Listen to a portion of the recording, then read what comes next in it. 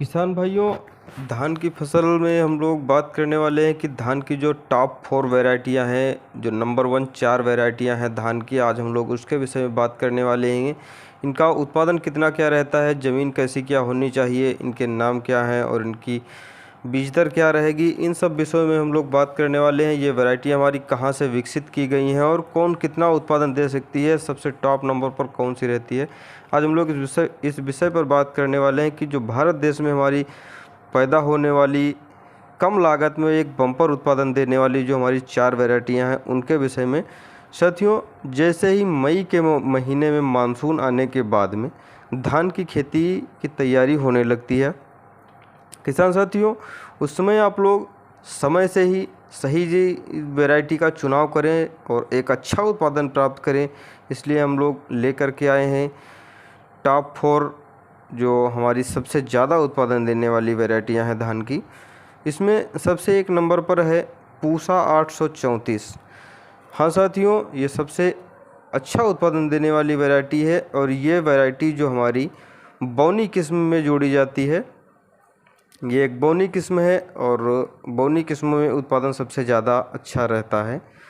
ये ICAR मतलब Indian council of agriculture research द्वारा विकसित की गई है।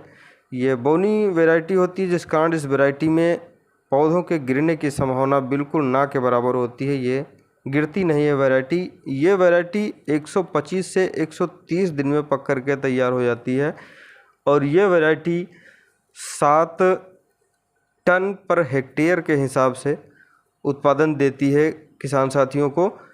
हेक्टेयर में लगभग 2.5 एकड़ ज़मीन आती है एक हेक्टेयर में, तो उसमें ये 7 टन उत्पादन देती है। दूसरी नंबर पर हमारी वैरायटी आती है पंत धान 12। ये बासमती किस्म की वैरायटी होती है। इसमें महक एक अच्छी प्रकार की रहती है, जिस कारण किसान साथी से बहुत ज़्यादा पसंद करते हैं और खाने में बहुत ही उत्तम रहती है वैरायटी।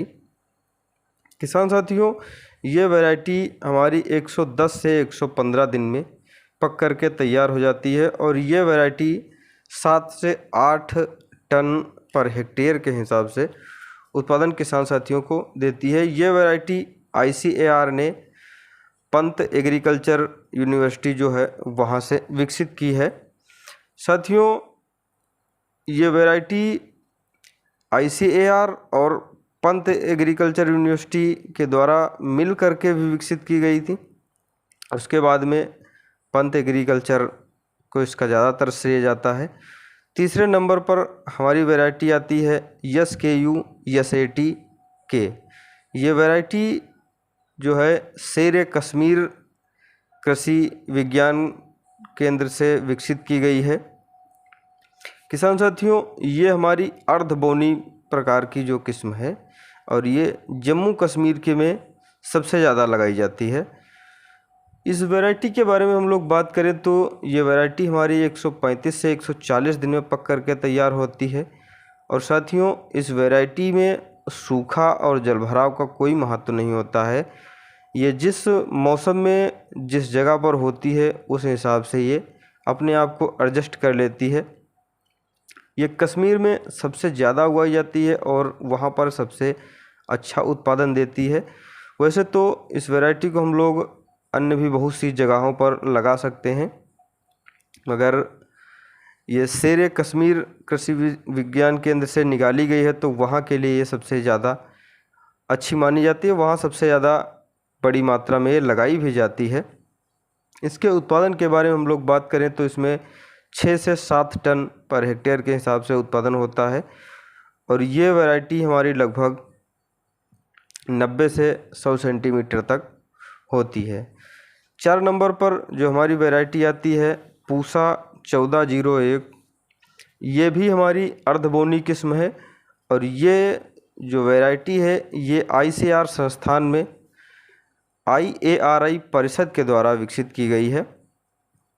किसान साथियों, ICAR Indian council of agriculture research में इंडियन एग्रीकल्चर रिसर्च इंस्टीट्यूट के द्वारा इसमें विकसित की गई है मिलकर के और ये वैरायटी दक्षिण भारत के क्षेत्र में सबसे ज़्यादा लगाई जाती है।